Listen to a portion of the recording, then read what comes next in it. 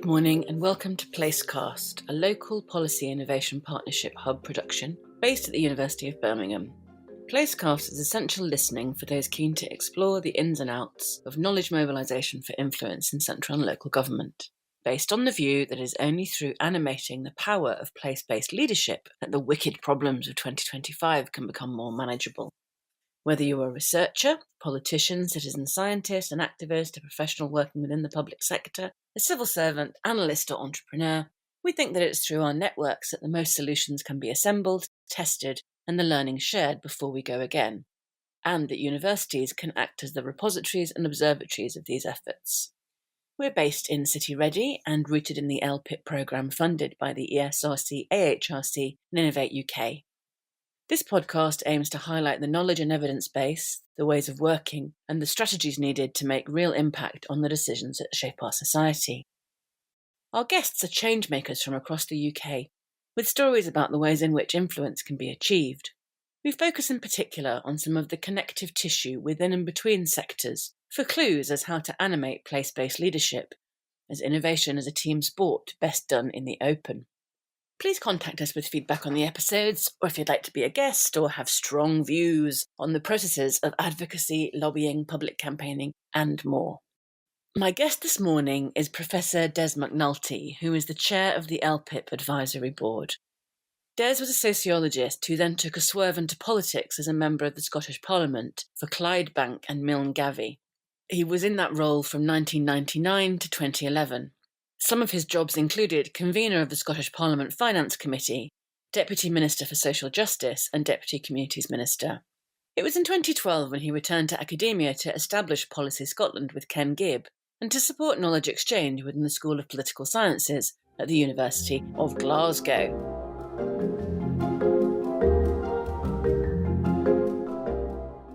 Des, we're very happy to have you with us. Thanks very much, Nicola. So we were saying the other day that we've probably known one another for 10 years doing this kind of work, but I think it's even slightly longer than that. Yeah, I think my initial kind of contact with you was around ideas we were developing around the notion of the intelligent city and how universities could engage with making cities more effective in developing policies, particularly evidence-led policies, and in that sense moving towards economic transformation. And one of the themes, I think, in that was really talking about what kinds of geographies worked. There's a lot of economic work really about conurbations and natural economic units. And certainly in Scotland, I would argue Scotland is not a natural economic unit, whereas the Glasgow City region is much more a natural economic unit. So one of the questions that particularly interested me was really about this system that we've got in Scotland, where you've got a national government for a country about 5.5 million people, but a third of that population lives in West Central Scotland. So what's the correct relationship between different tiers of government in that setting, bearing in mind international evidence that actually suggests that the multiplier effects and the dynamic effects of growth are best focused on looking at natural economic units. So let's get straight into it. I've always found from the local or the place lens is that you make it work, don't you? You make it work no matter what multi-layers or agencies or policies or drivers or levers or barriers you need to deploy, which is why I'm always talking about the notion of scope at scale. You've got to have the right scope that you can pull around you at the right scale, and then you're kind of off to the races. However, I think the feeling is that there are some gaps within the current subnational institutional fix. And I don't know if that's the problem just with England, but specifically I'm very interested in talking to Scotland because we were talking about this recently. There was never a loop back from devolution to the body politic itself. Yeah, I mean, I suppose that, and perhaps also looking at, how academics and policymakers can work together and thinking about evidence and what that means and whether policymakers really are looking for research or whether they're looking for something else from universities. I mean, going back to, I think that something else is very often accumulated experience or expertise. which is not the same as a single research project. I mean, the expertise that people can bring to bear as academics is very often not something which is limited to a single set of research findings. It's actually the accumulated knowledge and wisdom, if you can put it like that, that people have as a function of being in a particular policy area or policy space. So that the most effective contributors, I think, to city-based policymaking, and I think it actually applies at national government level as well, are people who can deploy that evidence effectively and know how to engage with policymakers on the policymakers' own terrain, i.e. dealing with the problems and accepting the constraints and parameters within which policymakers are working. I think quite a lot of academics don't have that. They either don't have the experience, or they perhaps don't have the level of understanding of how things work in the policy world to achieve that. So there's very much a rapid turnover rather than anything else. So the key is to be a bit of a time traveller and to be able to bring to bear lessons that you've garnered over a long period of time, but to be able to understand that at a sort of very fast pace and that turnover at the centre, which again is why your perspective is so interesting. Yeah, policymakers move around a bit. I mean, it's undoubtedly the case that people who've been in academia for a considerable period of time will have a longer memory of things that worked and things that didn't, and understanding of the precise policy context. But that's not to say that policymakers don't accumulate knowledge. Quite a lot of them are very experienced and informed in their own fields. And of course, they have different knowledges. They have knowledge of how a particular policy arena fits within a broader policy context. They have an understanding of how, in a sense, the system itself works, and policies come into being, are implemented, and then can be learnt from, and the different processes by which that learning takes place. And these are not things lots of academics actually have. I mean, some do, but not many. So if I can start asking about the LPIP specifically, what are your hopes within the LPIP, bearing in mind your long experience? I'm really interested in place, because I think that place is where different strands of policy come together, and also it provides a context in which these strands of policy come together. So typically an academic might be an expert in housing or homelessness or a particular strand of economic development, innovation, etc., etc. And if you're an academic, you can specialize in that particular space and map out how that occurs in different kinds of different settings. But a policymaker working in that field is having to deal with contending issues and complexity, and also financial and policy constraints. A lot of politics depends on, if like, reshaping a narrative rather than going for something radically new and different. So in a sense, the ways in which academics or universities and policy makers come together is not a simple, straightforward one. It's sometimes people interpret it as, if only the policymakers would listen to the well-researched findings of academic X, then we would get better decisions. Well, that may well be the case, but a policymaker is taking in all kinds of evidence, not just research evidence, through an RCT trial or something like that appears to be highly scientific. They're also having to deal with the people that this decision affects. They're having to deal with competitive situation in a political environment. They're dealing with other priorities that have to be addressed. They have to find a solution. So it's not good enough for them just to describe the problem. They actually have to do something about it. So in a sense, a policymaker is dealing with at least as complex a set of parameters as the academic is. But in a sense, academics relatively rarely recognize that. And I think policymakers maybe don't always appreciate the complexity of the understanding an academic can actually bring to the equation. So part of my role has actually been to broker these kinds of relationships and find ways in which these two groups of people can collaborate in ways that benefit them both. And I do think one of the really interesting things about place is it's where different policy strands come together and people are affected. You can have a theoretical understanding of a policy like child poverty at national level, but when you're dealing with that in a place, you're actually dealing with people, and you're dealing with a variety of services and circumstances that people are contending with. So it all becomes very real, and the choices that you're having to make are no longer abstract choices. They're actually scientifically reducible choices. They're actually very practical choices that you have to make. Now, science can influence those choices that policymakers have to make, but it can't do it in maybe the laboratory style environment that the academics typically would ideally like. So I think that's right. Academics are not strangers to the world of constraints, of course, because they understand the constraints that they operate under. So moving to my next question, which is about the power of place.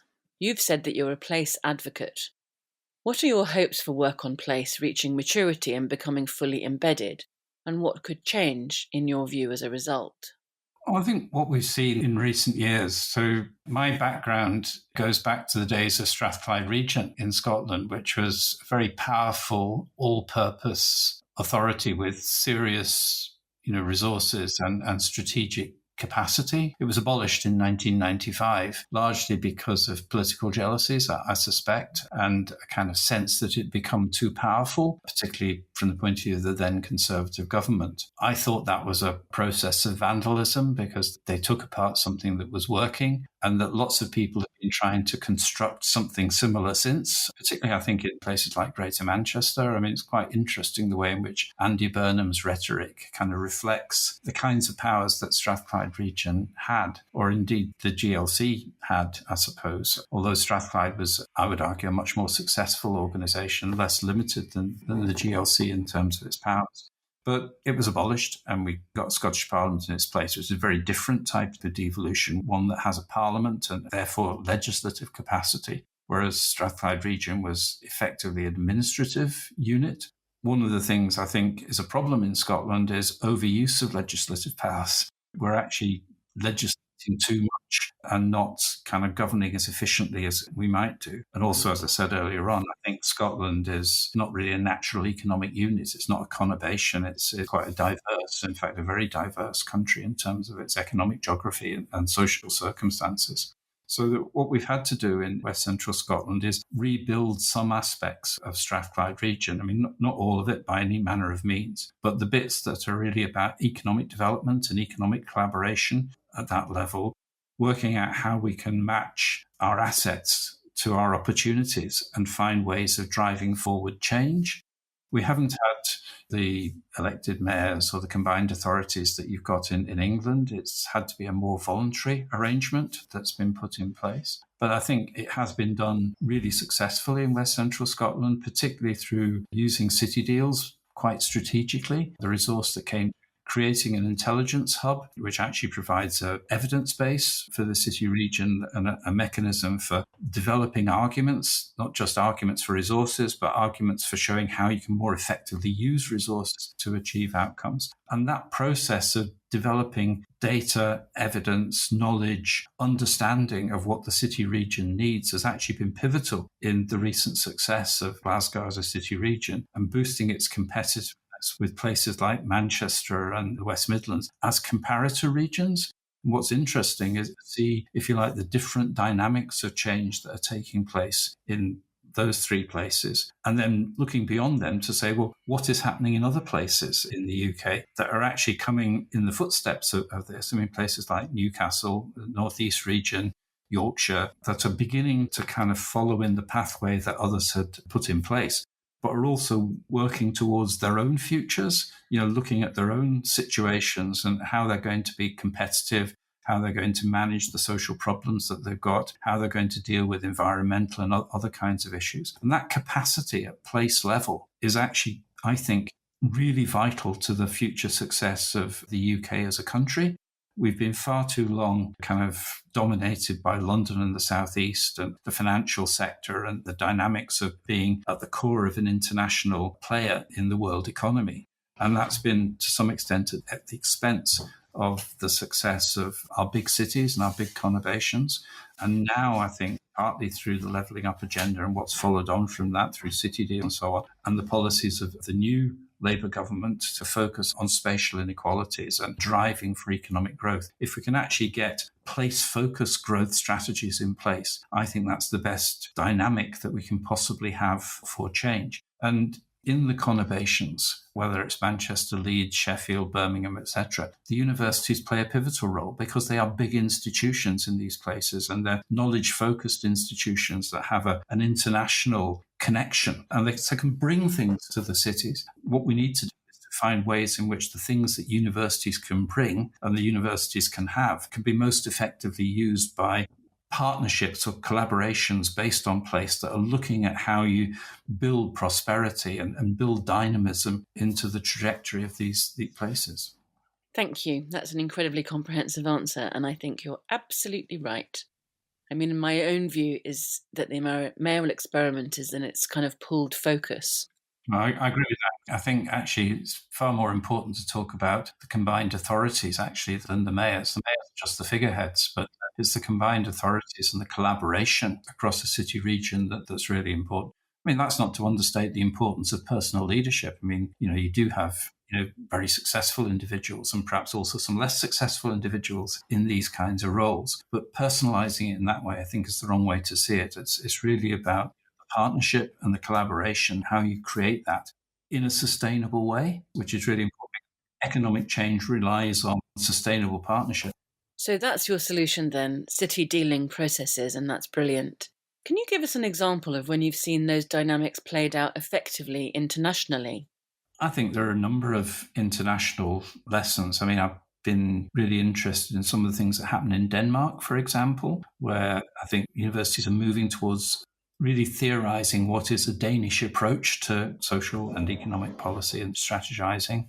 In the USA, I think there are some great examples. If you look at the ways in which big institutions like Harvard, Stanford, and Yale are kind of beginning to get involved in policy making and policy thinking at state level, despite all that's happening, from the federal government, and then other big institutions in places like Texas, Michigan, right across the US. I think some great examples of university, city, university, state collaboration to drive forward, getting economic innovation into effect and drawing together the business community, philanthropic community, the university and government in ways that can be quite dynamic. I mean, probably the place that I think is most interesting in that regard is North Carolina and the impact that the Raleigh-Durham Triangle, which is a really interesting collaboration between, the universities, the state, business community, to really drive forward the economic growth of that area. Great example. But you can have other examples. The Greater Boston area is a fantastic example of collaboration between universities, the state, the city, and all kinds of private sector partners. So for this next question, we've divided academics and place leaders. So I'd like you to rack your brains and think of a specific person, more on the academic side, who's a really good broker, and then we'll look at place leaders next. Well, I'm really interested in how we support policymakers to use university research more systematically and more effectively. I think sometimes there's a strange detachment between the kinds of things that university academics do and know and the kinds of things that policymakers need. And what we need to do is find ways in which we can kind of bridge that gap, which is not just a kind of flow of information. There's also an issue of understanding. So what is it that other people need to know in order to do what they do better? And I think that it's in order to do that, universities are going to have to be more demand responsive. They're going to have to listen more to what policymakers' priorities are and think about how they can contribute to that, not just at the kind of policy development stage or at the back of it at the evaluation stage, but the implementation stage, which is complex and difficult and not typically where university academics kind of think their expertise lies, but actually university academics potentially have a lot to contribute to that. I mean, the systematic thinking, the understanding of the importance of nuances of language, the challenge process, being a critical friend to policy processes. These are things that I think university academics can contribute. And it's maybe not something they think they can contribute, but I think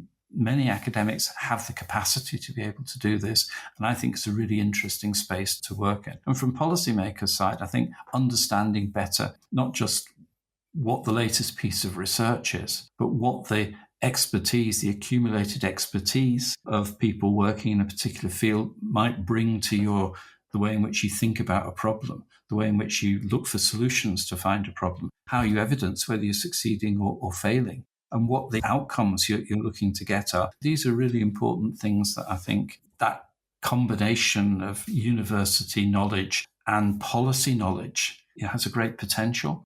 And the danger is that we think that universities have knowledge and policymakers are just users of knowledge. That's not the way it works.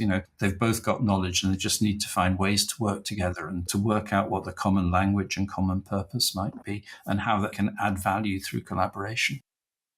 So speaking as always of the good brokers, can you think of someone currently operating in this space who's really good?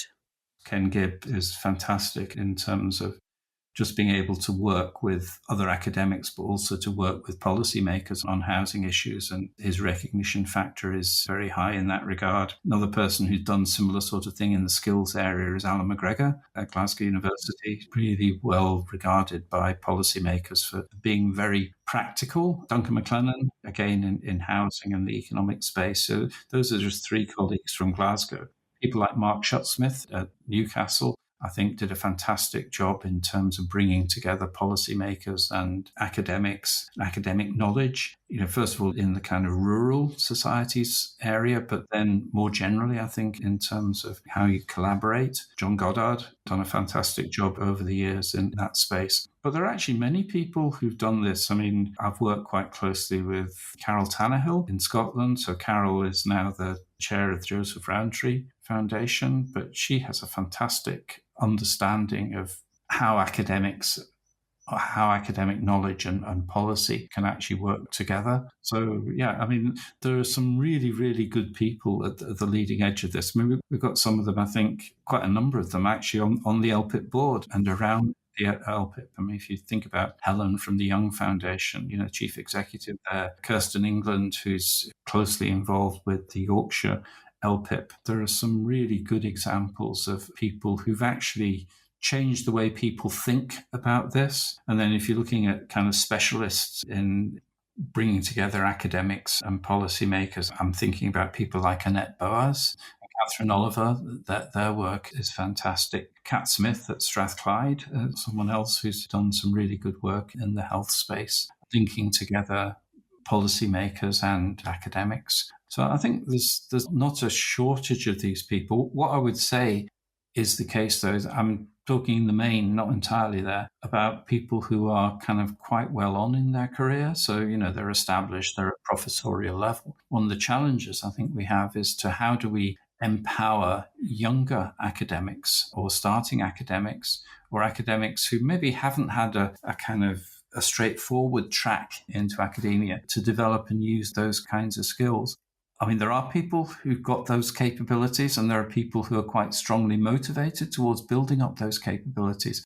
I'm not always sure that the universities recognize the importance of those kinds of skills. So I think in promotion procedures and hiring, universities really need to think about not just in a sense how many papers people have written, but the kinds of skills that people have got, the listening skills, the capacity to synthesize and to lead, the capacity to engage with people of different types. These are all skills that are not trained when you do your PhD necessarily, but they are vital skills if you want to engage with the policy process. I guess some of these things can actually be trained. Some of them, actually, we could get more experienced people to mentor younger people, which again is something that's happening through the LPIPs. I mean, there's a whole array of younger people, both in the LPIP hub itself, but also in the wider LPIPs, who are actually learning about how you engage with policy processes and policymakers with a place focus, which is actually one of the really interesting things about being involved with them. For me, it's one of the more gratifying things is working with people to help them develop their skills and capabilities. I did say in the introduction that innovation is a team sport, but there is a real collectivity coming through in many of your answers. Well, I think that one of the things you need to do is to build up the skills, if you like, amongst your partners. So, I mean, one of the great triumphs, I think, of the Intelligence Hub in Glasgow has actually been creating a kind of cadre of people with analytic skills within the city region. And that's made the whole process of engaging with academics and people working in universities much easier because they can speak the same language, they share assumptions about the importance of data and the way analysis should be used, and they're working towards the same kinds of objectives. So if we are to succeed, I think, in kind of binding universities and policy bodies or local government or other policy bodies together, then we need to have more people with academic understanding on the governance side, as well as more people with an understanding of governance on the academic side. In a sense, there's a balanced process here, which I think is really important. And those places that have that capacity are much better placed to benefit from both long-term intentions as set out by government in terms of the way in which they're driving change, but also short-term opportunities to kind of take things forward. So being agile and strategic and having that dialogue going at city or place level is actually really beneficial. Those places that are more agile, I think, will outstrip the places that lack that agility. I think it isn't just about heroic leadership, as it were, but about really good networks and the way that people can influence one another over their whole research career. So finally, I'm going to let you have a wave of my place-based innovation magic wand. You have to be very careful with it, and it can grant you a powerful wish. You need to have absolute power to do one of these things, but you must use that power to make a tangible change to a specific place. I think what I'd really like is for us to think about how people learn and the whole kind of skills agenda. I think that we waste a lot of people's talents by forcing them, through pathways that maybe don't suit them. So if we could actually have a shift towards, for some people anyway, more project-based learning and thinking about how you give people the satisfaction of seeing something through from beginning to end, and kind of almost a kind of more personalized diagnosis of people's skills, but also how they can advance their skills in a way that would benefit them, but also benefit society. I think that would be an important space to learn. And I think it would kind of work from the school level, right through colleges and then into universities, saying, what is it we want people to have in order for them to function effectively? And how are we going to make that happen? So that instead of actually thinking about knowledge, we actually think about skills. We think about skills in combination with knowledge and the developmental path.